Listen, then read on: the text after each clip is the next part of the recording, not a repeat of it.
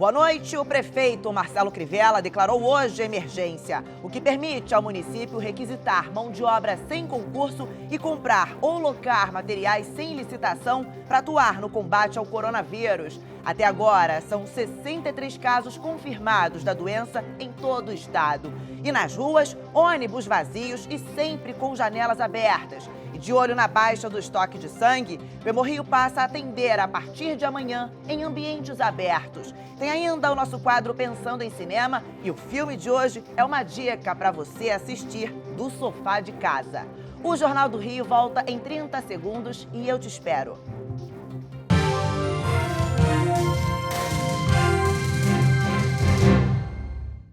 Mais um dia de luta contra o novo coronavírus aqui no Rio. A Prefeitura tem adotado medidas para evitar aglomerações e a proliferação da doença. A repórter Natasha Franco está ao vivo e tem mais informações. Oi, Natasha, boa noite para você.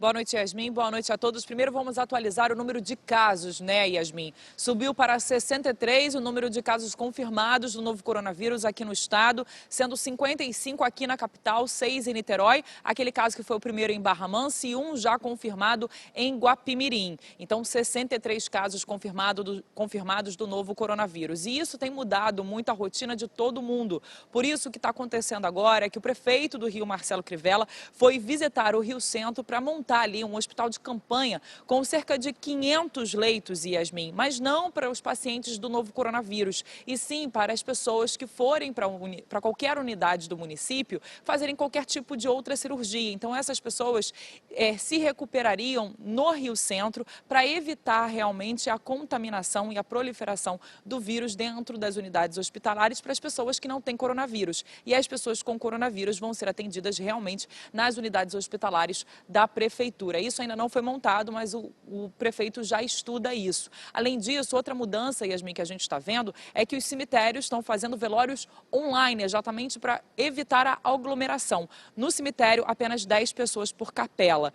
E aí, Yasmin, a gente hoje descobriu que o prefeito do Rio, através de decreto, decretou situação de emergência aqui na capital. E quem conversou com ele foi a Marcele Setúbal. Eu queria que o senhor começasse falando a respeito desse decreto, né, de emergência. O que esse decreto prevê? Olha, o decreto facilita a gente nas medidas administrativas para conter a contaminação do vírus. Por exemplo, a administração pública pode contratar pessoas sem concurso, pode também fazer compras sem aquele processo longo de licitação e ocupar também prédios privados, desde com prévia indenização, para o combate da doença. Essas medidas, né, elas já têm previsão de quando vão ser implementadas e quais seriam essas medidas emergenciais já para serem colocadas em prática? Nós dependemos tudo da curva de contaminação. A nossa crise começou no dia 7 desse mês, quando tínhamos 2 casos. Quando chegou no dia 14, a gente já tinha 22 casos, então ela se decuplicou. Tomamos uma série de medidas e não queremos que agora, no dia 21, 7 dias depois do dia 14, nós tenhamos 200 casos. Mas se isso ocorrer, as medidas que tomamos ainda não foram suficientes, então nós vamos aumentá-las. E aí, sim, vamos recrutar mão de obra, nós reservamos 200 milhões de orçamento para despesas com essa doença e vamos fazer as compras todas que forem necessárias ou apressar as compras todas que estão sendo necessárias e, de repente, se for o caso, até pensar em ocupar prédios, por exemplo. Quais as regiões estão sendo mais afetadas pelo coronavírus? Hoje a grande preocupação no Rio de Janeiro é a Zona Sul e a Barra da Tijuca. É ali que nós temos todos os casos, tanto os que estão internados como aqueles que estão em casa sendo assistidos. E, aliás, todos estão estáveis. São as pessoas que viajaram e trouxeram o vírus de fora. O contágio hoje, a grande preocupação da cidade está nessa área. Por isso, aqui na Zona Sul do Rio de Janeiro, as medidas poderão ser mais restritivas, inclusive proibindo banho de praia. E como é que seria isso? A Guarda Municipal vai retirar as pessoas dessas praias? Como é que vai funcionar? Nesse momento, nós estamos apenas alertando as pessoas que vêm à praia para que fiquem distantes uma das outras. Se houver aglomeração e se a crise se agravar, aí nós vamos fechar a praia mesmo e evitar que as pessoas entrem na areia ou na água. Essas são as orientações. Primeiro, não sai de casa se você é idoso ou está com baixa imunidade. Segundo, não abrace, não beije, não pegue na mão. O vírus chega a viver 7 horas na nossa mão. Terceiro, se tiver com sintoma, febre alta ou comorbidade, falta de respiração, vá para uma unidade de saúde. E a Prefeitura de Niterói também tem adotado medidas de combate ao novo coronavírus. 6 casos foram confirmados na região. Nós assinamos aqui o decreto com o fechamento de teatros, cinemas, parques públicos, visitação a pontos turísticos como o Museu de Arte Contemporânea. Todas essas medidas foram importantes porque nós já tivemos uma redução significativa na circulação de pessoas nas ruas de Niterói, mas ainda insuficiente. Vamos adotar a partir de amanhã, com a assinatura desse decreto, novas medidas de isolamento social e de contenção, como bloqueio às praias de Niterói, fechamento de restaurantes, fechamento de centros comerciais, fechamento dos shopping centers, de clubes e quiosques na cidade, exatamente para que a gente possa reduzir a circulação de pessoas nas ruas e, portanto, a propagação do vírus. Nós não somos profissionais de saúde para salvar vidas e precisamos homenageá-los e reconhecê-los, mas nós podemos salvar vidas ficando em nossas casas. E apesar dos pedidos, hoje aqui no Rio, muita gente descumpriu o decreto do governador Wilson Witzel. A nossa equipe encontrou academias e centros comerciais abertos. Depois das compras, faltaram palavras. Senhora, bom dia. Fala com a gente aqui só um instantinho. Na zona norte do Rio, muitos centros comerciais funcionaram hoje, contrariando o decreto do governador Wilson Witzel, publicado ontem. Tem que trabalhar, tem que vender, porque no fim do mês tem as contas, como é que vai pagar, né? Teve galeria que manteve os serviços de saúde e lojas abertas também. E mesmo usando luvas e máscaras, o risco é alto. O risco ele é proporcional à quantidade de pessoas, né? Se for frequentar esse lugar e só frequentar se realmente for imprescindível, né? Uma necessidade urgente de ir no shopping comprar alguma coisa. Para evitar a contaminação pelo novo coronavírus, o governo do estado fez uma série de recomendações, como a restrição a 30% da lotação em bares, lanchonetes e restaurantes, e o fechamento das academias de ginástica. Mas nem todos estão de acordo. Porque a gente tem várias contas para pagar no final do mês, a gente tem folha de pagamento, a gente tem aluguel, a gente tem luz, a gente tem água, a gente tem os encargos sociais.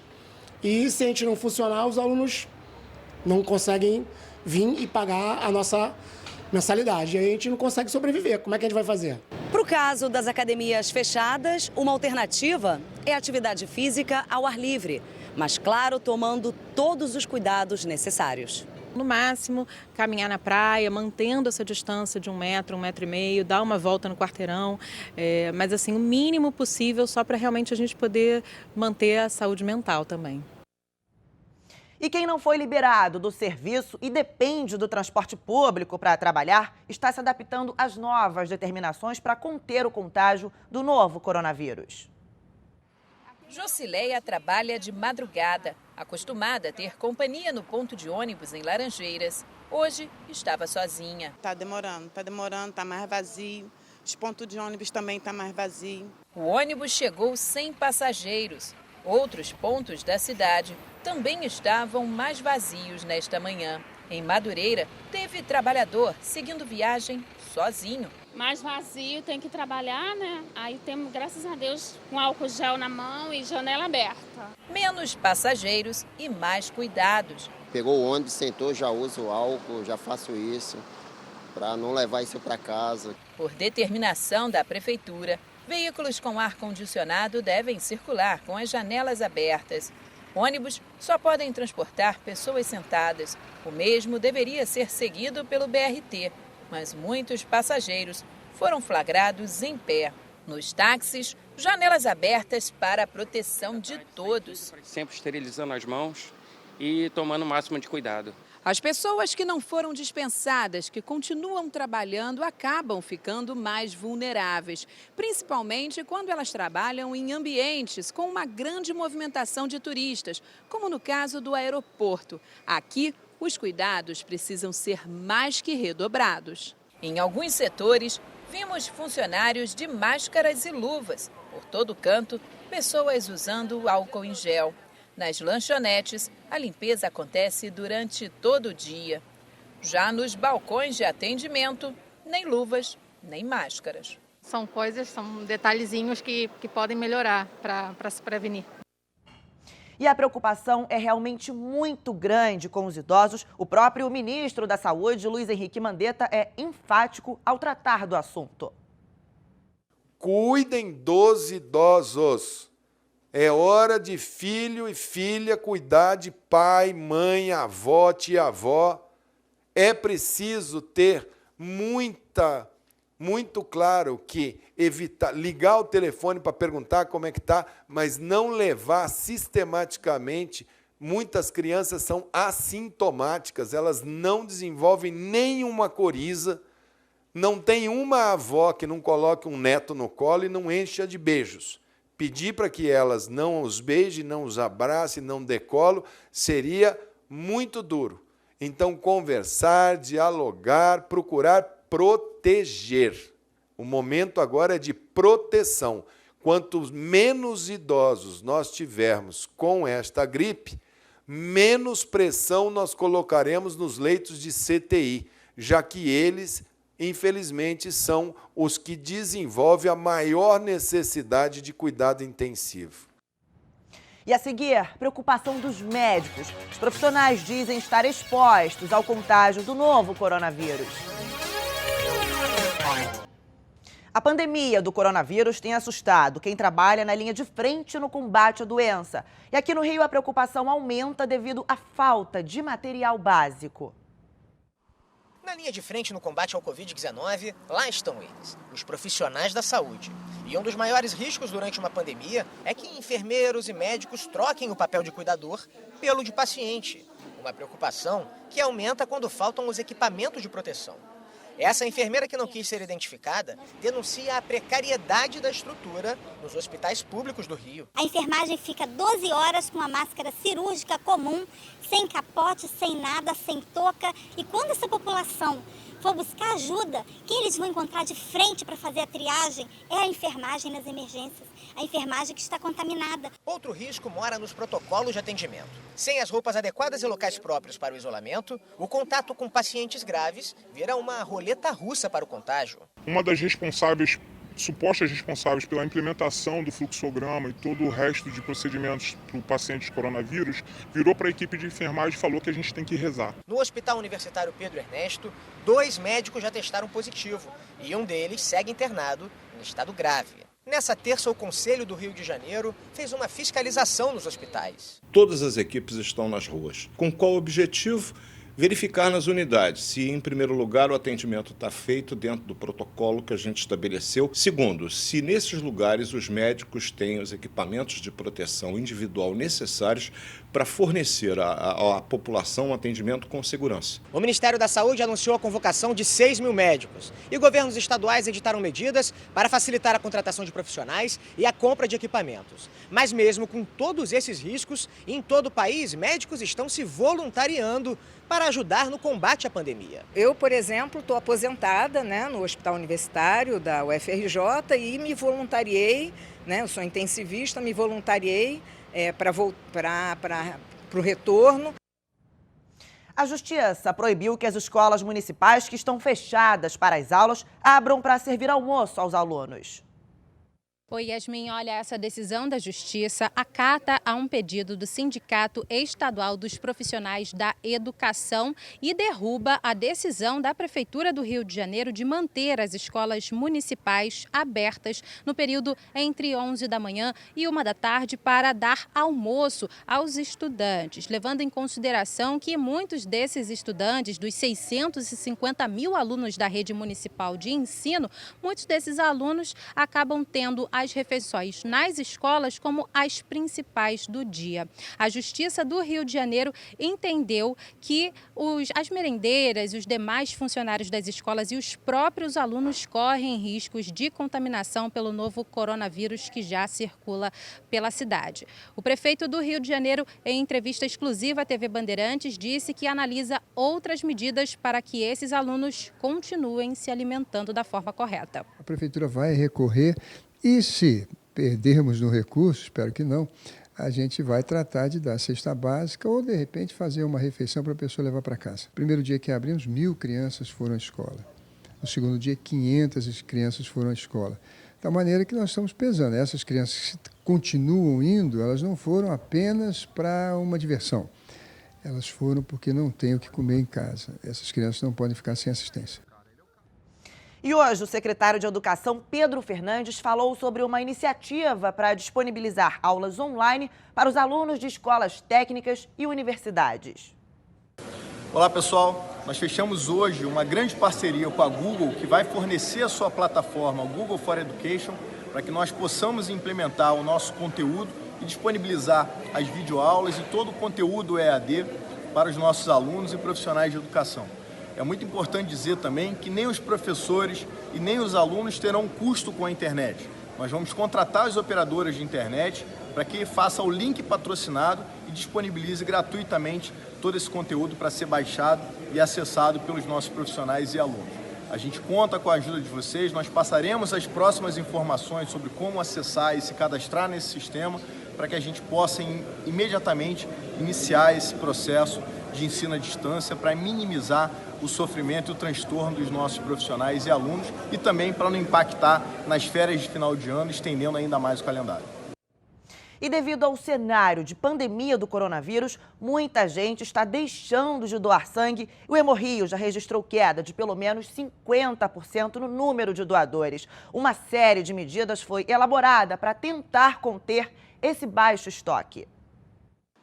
Neste aniversário, Luísa resolveu comemorar de um jeito diferente. Eu vi que eles estavam em alerta vermelho, precisando de doadores.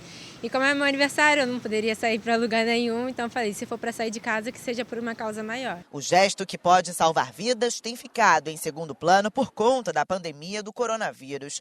Com tantas cadeiras na sala de coleta, apenas 2 ocupadas. Com a redução no número de pessoas nas ruas, o Hemorrio conta mais do que nunca com o apoio da população fluminense.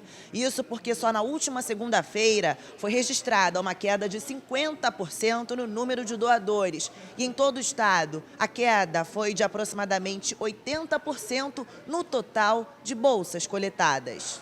Para evitar o baixo estoque, o Hemorrio elaborou uma série de medidas durante o período de pandemia que vão valer a partir de amanhã, como a coleta externa em quartéis e batalhões, restrições de caravanas ou grandes grupos no salão de doadores da unidade, além da identificação de visitantes sintomáticos que possam ter o potencial de transmissão. O Hemorrio lembra que não há risco de contrair o coronavírus pelo ato de doar sangue e que é um procedimento absolutamente seguro. Ana Cláudia fez questão de doar pela segunda vez.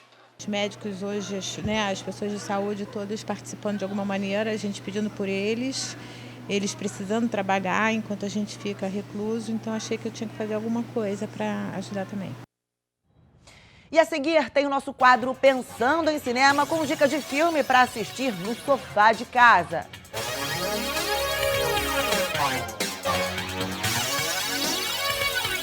A Polícia Civil recuperou quase 1 tonelada de carne roubada que pertencia à Marinha e foi desviada do frigorífico da Escola Naval. O caminhão roubado foi interceptado em frente ao terminal de embarque do aeroporto Santos Dumont e 3 pessoas foram presas. Um cabo da Marinha é apontado pelos investigadores como chefe da organização criminosa. Segundo a polícia, o militar Alexandro Diniz Gonçalves Júnior facilitava a entrada dos integrantes da quadrilha no local para efetuarem os furtos que geravam um prejuízo milionário. Procurada, a Marinha ainda não se pronunciou. E no quadro Pensando em Cinema de hoje, Mário Abad fala sobre o filme O Durão, uma comédia para você assistir no sofá de casa.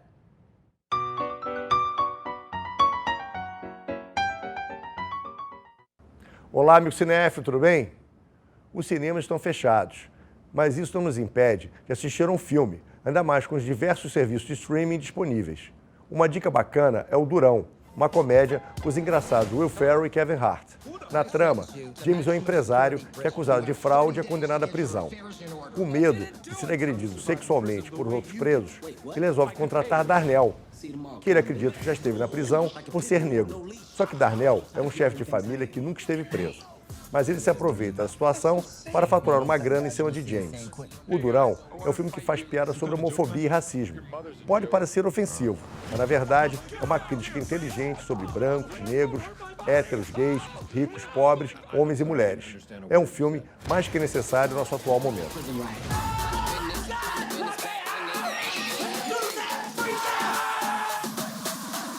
I totally feel fine. Oh! What? It's E lembrando que em tempos de coronavírus, prepare a pipoca, porque o cinema agora é no sofá de casa.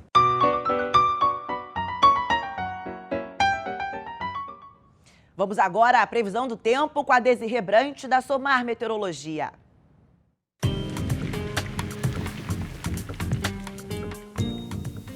Olá, Yasmin. Muito boa noite. Boa noite também a todos que nos acompanham. A quarta-feira termina com pancadas de chuva no sudeste do Brasil por causa do calor e de algumas áreas de instabilidade que são bem comuns nesta época do ano.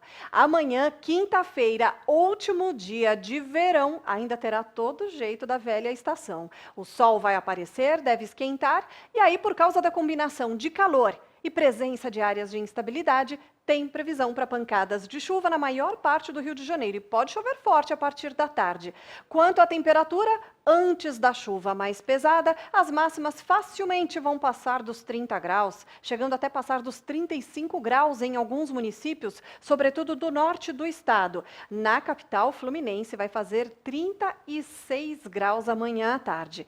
Na sexta-feira, primeiro dia do outono, a chuva aumenta e aí a temperatura diminui um pouco, mas ainda vai fazer calor. O dia vai começar com 25 graus e a máxima prevista é de 31. Agora, de sábado para domingo, além de chover ainda no sábado, os ventos vão mudar sua direção e é por isso que a temperatura vai diminuir. Sábado com máxima de 26, domingo 25 e a segunda-feira terá máxima de 24 graus. O Jornal do Rio termina aqui e a gente volta a se encontrar amanhã às 10:50 da noite. Vem aí o Jornal da Band com informações do combate ao novo coronavírus no país e no mundo. Uma ótima noite para você e até amanhã.